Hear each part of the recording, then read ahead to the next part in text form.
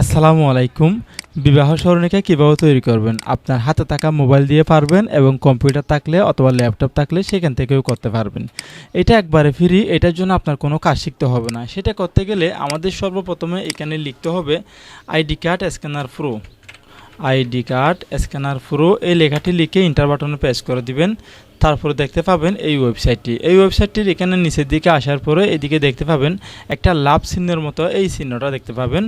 এখানে দেখতে পাচ্ছেন একটা লাভ চিহ্ন, এখানে ক্লিক করবেন। এখানে ক্লিক করার সাথে সাথে এই অপশনটি চলে আসবে। আসার পরে আপনারা সরাসরি এখান থেকে ইংরেজিতে লিখতে চান নাকি বাংলা লিখতে চান। তো আপনি যদি বাংলা লিখতে চান তাহলে এখানে বাংলা করে দিবেন, আর যদি ইংরেজিতে লিখতে চান তাহলে এখানে ইংরেজি করে দিবেন। এটার জন্য কোনো কম্পিউটার লিখবেন তা কিন্তু হয় না, আপনি মোবাইলে এটা করতে পারবেন। আপনি এখানে ধর্ম সিলেক্ট করে দিবেন। তো আমি এখানে ইসলাম দিলাম। তারপর এখান থেকে একটা বর্ডার সিলেক্ট করব, যেমন যে বর্ডারটা আপনার সুন্দর লাগে। তো আমি এখানে রয়্যালে রাখলাম, এটা আমার সুন্দর লেগেছে। তারপর এখান থেকে আমি নামটা পরিবর্তন করে দিব। নামটা পরিবর্তন আমার নামটা দিয়ে দেবো আর কি। এখানে আমার নামটা লিখে দিলাম। তারপর এখানে আমার ওয়াইফের নামটা দিব।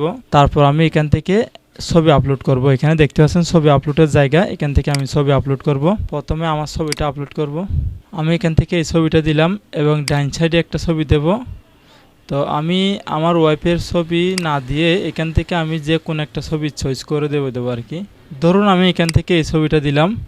তারপর এখানে যে এটা রয়েছে, বিবাহর তারিখ রয়েছে, বিবাহর তারিখটা আমি এখান থেকে 2022 করে দিলাম। তারপর এখান থেকে আমি ঠিকানাটা পরিবর্তন করব। ঠিকানা টেকনাফ দিয়ে দিলাম। এখানে চাইলে আপনি একটা ভাষা সুন্দর করে একটা কবির ভাষা এখানে লিখে দিতে পারেন, অথবা আপনার মনের এইটাও রাখতে পারেন। তারপর আপনি এখান থেকে এই ডিজাইনটি সেভ করে নেবেন, ঠিক আছে। এই যে আমি ডিজাইনের উপর সেভে ক্লিক করলাম, ডিজাইনটি এখন আমার সেভ হয়ে গিয়েছে। তো আপনি এই ডিজাইনটি আপনার গ্যালারিতে গেলে পাবেন। জেপিজিতে সেভ করলে আপনি গ্যালারিতে দেখতে পাবেন। সেভ পিডিএফে সেভ করলে আপনি সেটা আপনার ফাইলে, নির্দিষ্ট ফাইলে দেখতে পাবেন। আর কম্পিউটার দোকানদার হলো তো আর বলতে হয় না, ডাউনলোড করে দেখতে পাবেন সরাসরি। এই যে আমার ডিজাইনটা অলরেডি ডাউনলোড হয়ে গেছে। আমি পিডিএফ ফাইলটা ডাউনলোড করছি, সেটা একটু খেয়াল করে দেখুন। এখানে আরও সুন্দর দেখাচ্ছে।